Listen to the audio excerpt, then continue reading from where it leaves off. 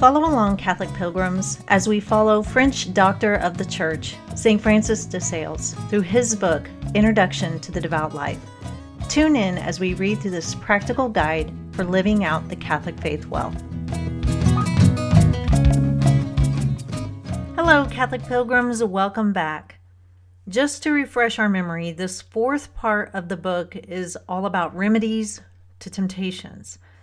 The first thing we heard about in dealing with temptations is to not really care what the world thinks about us when we try to live a more devout spiritual life. The second thing we have to have is courage to say no to temptations. And today, St. Francis is going to tell us that it's not a sin to be tempted. The sin lies when we delight and yield to the temptation. So let's open our books to chapter 3 of the fourth part. Chapter 3. The nature of temptation and the difference between feeling it and yielding to it. Represent to yourself a young princess, fondly cherished by her husband, against whose virtue some vile person should make an attempt, sending to her a messenger bearing his hateful overtures. First of all, the messenger would lay his master's propositions before the princess. Secondly, she would either give or refuse him audience. And thirdly, she would either consent or reject him. So when Satan, the world, and the flesh behold a soul espoused to the Son of God, they ply her with suggestions and temptations by which, firstly, sin is set before her. Secondly, she either takes pleasure in it or the reverse. And thirdly, she either consents or turns away, which in fact are the 3 degrees by which we fall into sin: temptation, delectation, and consent. And although these 3 steps may not be so obvious in every ordinary sin, they are palpably evident in great and heinous sins. Even supposing that temptation to some particular sin were to last our whole life, it would not render us odious in the sight of God, so long as we neither took pleasure therein nor yielded our consent.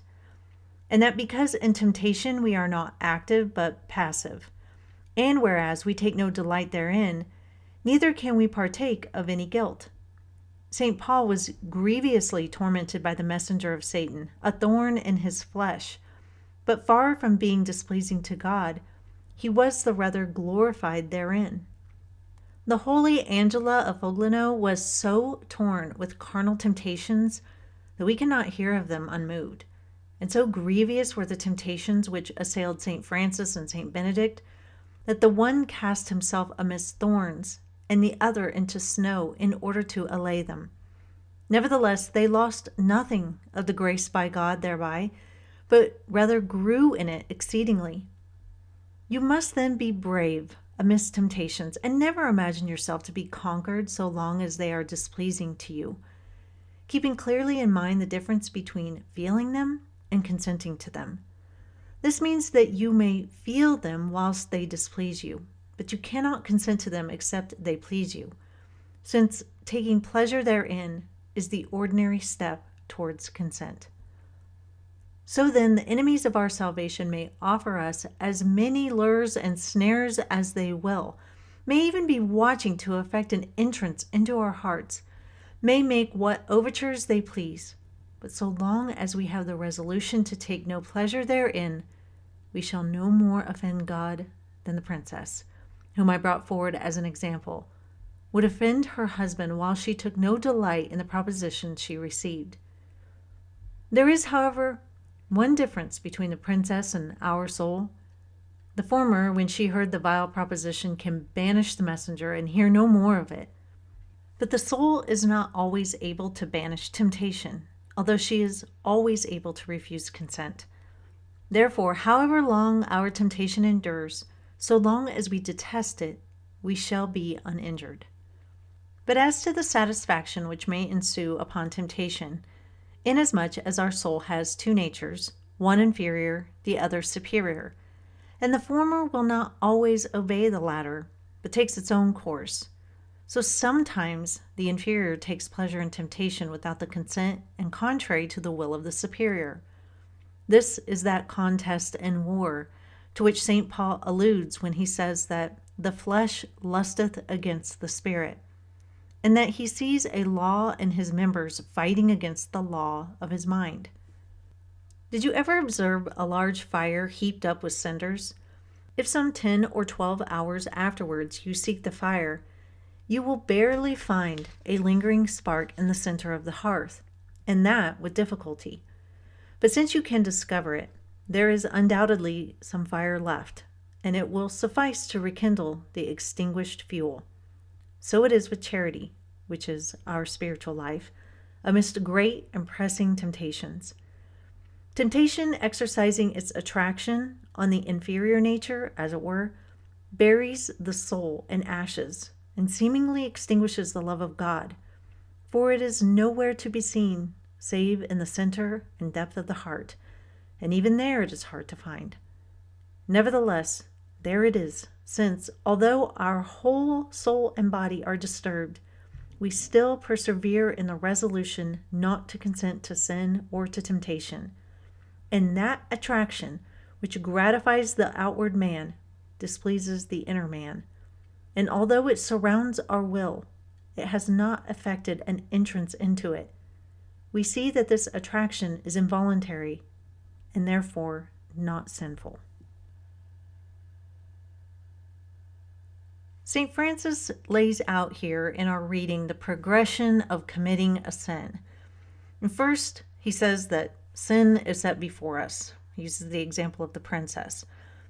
That's the temptation when it's set before us. And as of yet, there is no sin. It's not a sin to be faced with temptation.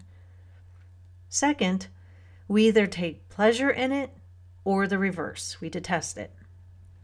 Third, we either consent or we turn away. And usually, if we've taken pleasure in the temptation, we are going to consent to the sin. Not always, but usually. What I want to dig into is the second stage. We all know that sin is bad, and we can all point to a sin, and we all commit sin. Something that we all struggle with is acknowledging that at some point, when tempted, we delight in the temptation. We don't like to think that we take delight in sin. But what exactly are we taking delight in? Well, I think we have to look at the 7 deadly sins, which are rage, envy, gluttony, greed, lust, pride, and sloth. With 3 of them, we take delight in the thought of the sensual pleasures we link to these sins. With gluttony, we are going to gorge on food or drink that we really like. With lust, we are going to experience sexual pleasure. With greed, we delight in thinking of all the things that we can buy or own or have that will make us feel falsely secure and comfortable. With rage, we delight in it because we delight in the thought of the revenge. We want to see someone get theirs so that we feel justice has been served. Now, it's not wrong to be just. However, rage often wants to give people more than what they deserve and more than what they are due. And we delight in the thought of the other person suffering hellish conditions because we think that is going to make us feel better for probably how they hurt us. With envy and pride, we delight in our will winning out. We believe it will feel good to have things or recognition and not other people have those things. We believe it will feel good to be exalted, to be godlike in our own mind. We think that this will feel good. And with sloth, we delight in comfort and ease. And we know that sin is ugly, but sin always presents itself as the fulfillment to something we think we lack. It's a lie, and we fall for the lie over and over again, but there is a part of us that takes delight in what we think it can offer us. So I just wanted to give you that to ponder over and think about. With whatever sin you struggle with, or sins that you struggle with, what is it that perversely delights you about it?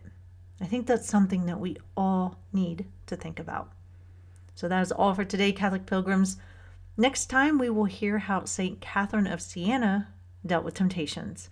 And until then, live the faith boldly and travel well.